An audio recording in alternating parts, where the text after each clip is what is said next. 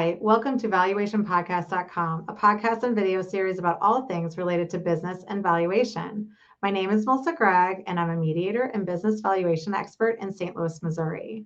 Today, we'll be talking with Kelly Finnell. He is based in Memphis, Tennessee, and is one of the nation's best ESOP consultants, having spent more than 40 years helping business owners design and execute employee stock ownership plans. Kelly is also the owner of a preeminent ESOP book, the ESOP Coach, using ESOPs in ownership succession planning in 2010, and his work remains the most comprehensive guide to ESOPs today. Welcome, Kelly. How are you? But what makes a company an ideal candidate for implementing an ESOP, or at least, or and maybe also what would preclude them, from doing that? Yep. Well, there are two sets of considerations that we look at. The first is the metrics, the numbers. And so as a general rule, in order to be a good candidate for an ESOP, a company needs to have at least $2 million of adjusted EBITDA. So earnings before interest, taxes, depreciation, and amortization. So generally that is the proxy for the company's free cash flow. Yeah. And so in order to be a good candidate, you need to have that level of cash flow. So I tell people that ESOPs are for small and mid-sized companies. They're not appropriate for micro companies. Okay. And I did say adjusted EBITDA. And so we have lots of clients who at the end of the year might have earnings of $500,000.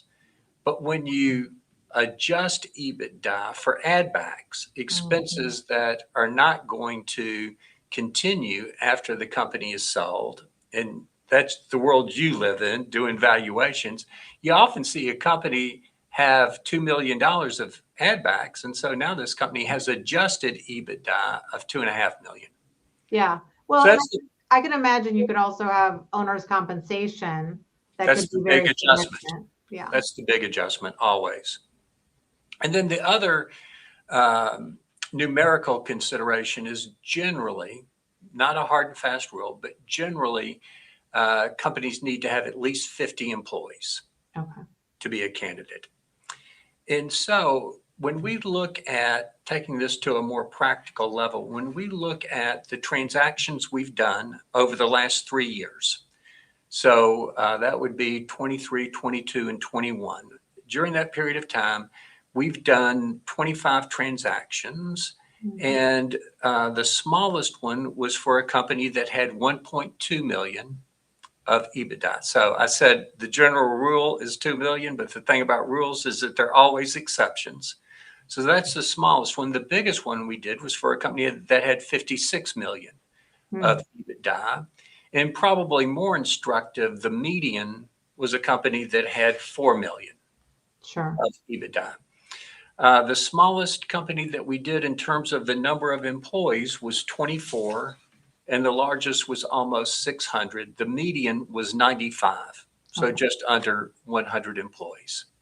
Are you seeing any typical industries more likely to go into this? Okay. What are some of those industries? Our big industries are engineering.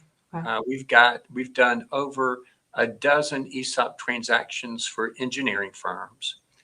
A huge movement now for construction companies to do ESOPs. Manufacturing companies traditionally have been big users of ESOPs, and then other professional services companies. So an engineering firm is a professional services company. We're also, our biggest emerging industry niche is advertising and public relations firms. We've done 4 of those over the last 18 months. And so we're seeing a big push in that industry. And so the common theme is our biggest industry niches are professional services. So that can also include architects and a whole lot of other companies. And so the common denominator among those companies is that culture is the key to their success. And guess what? If you sell to a third party, whether it's private equity or to a strategic buyer, you can be assured that culture is going to change. Mm-hmm. Once somebody has written a check to buy you, they control things. They're going to tell you nothing's going to change. But we're adults and we know that's not the truth. Yeah. Everything is going to change.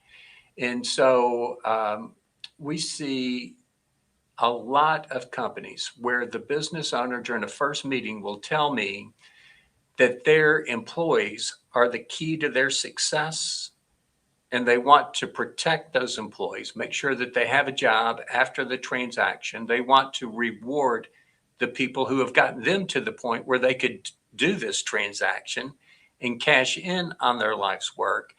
And they want to maintain company culture for the benefit of their employees and also for their clients. I mean, the clients are going to be negatively impacted by a change of company culture too. So those are, some of the things that we hear business owners tell us that indicate they're a good candidate for an ESOP.